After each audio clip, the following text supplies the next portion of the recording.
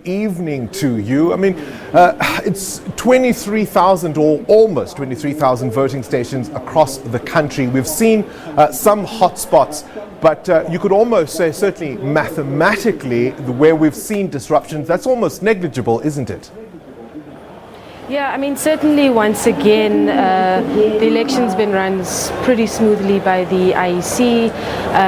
Credibility is there aren't major problems. I mean, there were some questions asked here at the press briefing, particularly in relation to people being able to vote twice, that weren't answered, at least satisfactorily to me.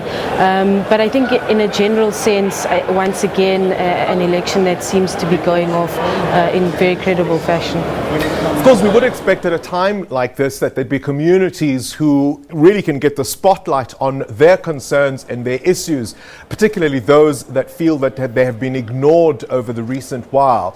But are you concerned at all that there have been quite deliberate attempts by those choosing not to vote to stop the voting process from happening in key areas?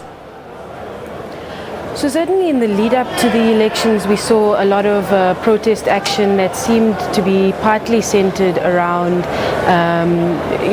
political unrest in relation to elections or in the lead up to elections. So I think we saw that. And today in a few places there have been reports of people trying to prevent voting and so on. Look, I think this is bound to happen. There's a spotlight on the day, there's a spotlight on the issues of the day, a spotlight on politics. And given that dynamic, you are going to have people who will try and use it for, to make their voices heard in various ways. I think for me it's really how you deal with it. And when we're looking at an issue like Vuani, for example, I really think we should step back a little bit and also ask, why has this political intervention not been made, that we have to come down to this point where elections become a flashpoint for that particular issue? Where's the political intervention before? How is that being made? So we need to just step back and reflect on that too. Right, just before we went on air, there was this extensive press briefing by the IEC trying to deal with the concerns that journalists were raising right there. And you mentioned the one issue that, there's a possibility, it would appear, at least reports, that some people have been able to successfully remove their ink stain on their fingers. And that is pretty much, from what I could understand, just about the only safeguard the system has to prevent people from voting multiple times. That seems worrying. Yeah, certainly because it's a national and provincial election, it is an important safeguard from people voting twice. I think it's something we need a clear answer on. In general, with these issues, although I think we need a clear answer from the IEC, which I don't think we got in that briefing necessarily. I think we shouldn't be alarmist about this kind of thing. We should call for the answers and for accountability around them and what the IEC is doing. But I'm always wary of being alarmist around elections, the credibility, the work of the IEC and so on. So, I do think journalists need to continue to call for the IEC to answer that question.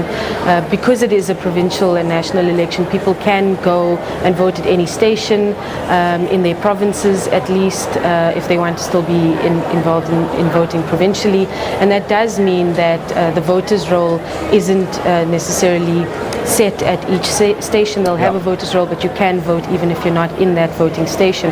So that brings up this difficulty of being able to remove the ink and vote twice, and I think that's why it's very important. So yes, let's try and get an answer from the IEC, but let's also not be alarmist about it at this stage. All right, we'll have to leave it there. Tasneem Essop, Research Fellow at Democracy Works. And that's really the picture today.